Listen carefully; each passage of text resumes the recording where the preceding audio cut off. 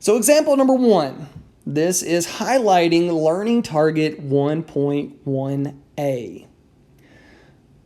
Take a moment, hit pause after you read through the question. And the question is, where would you place each classification in the Venn diagram? And the Venn diagram being this entire set of rectangles. And so to give a quick explanation, you would consider the smallest rectangle as one set that you would place a classification that we've previously defined. You would consider this next size rectangle as the next set. You would consider the next rectangle as the next set. And then you would also consider the largest rectangle as the next set. Finally, you have this rectangle is the last set that you would classify. So take a moment, think about where you would classify each of the sets we have previously defined. You will have a set in the yellow box, the pink, the green, the blue, and also the final box on the side over here. So hit pause and see what you think would be the proper classifications. Okay, welcome back.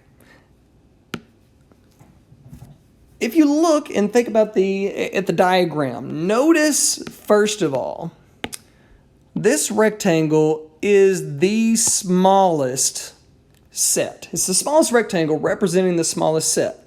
So if you think about which set we defined that was the smallest, our smallest set that we defined was our first set. It was the set of natural numbers.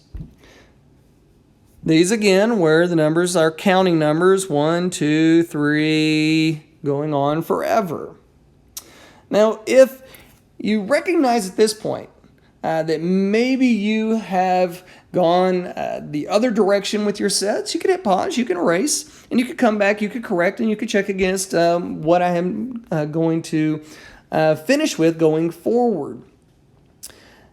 So thinking about one of the properties that I discussed when we were going through our original definitions and classifications was that smaller sets are also included in the larger sets. So what is the next largest set that we discussed?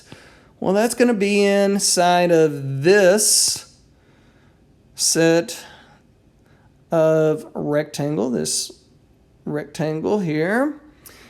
And that was our whole numbers. And remember, the only difference between a whole number or the set of whole numbers and the natural numbers is the inclusion of the number 0. So you get 0, 1, 2, 3, and so on and so forth forever. Only positive numbers. At this point, you may realize that our next set, which it would be contained in this rectangle, I will highlight it green once again. We're going to now include negative numbers. Well, the set that includes our negative numbers would be the integers. So you might end up with -2, -1. Our whole numbers, in this case 0, is included within our integers, as well as our natural numbers or our counting numbers. And the integers go forever in both directions, the negative direction and the positive direction.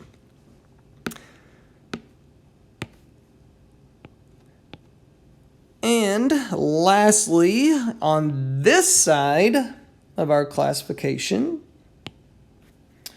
I'll highlight it as blue.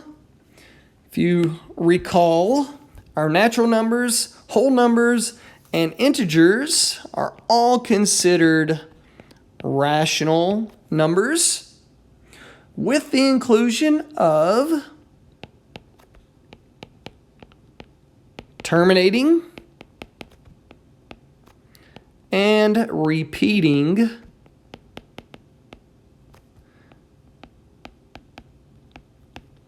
decimals.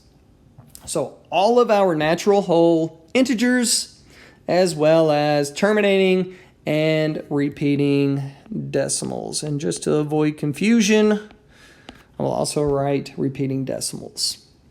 So now we've accounted for natural whole, integer, and rational numbers, but that still leaves one set to be defined. And if you recall, that one set to be defined could not be included with any of these other sets of numbers.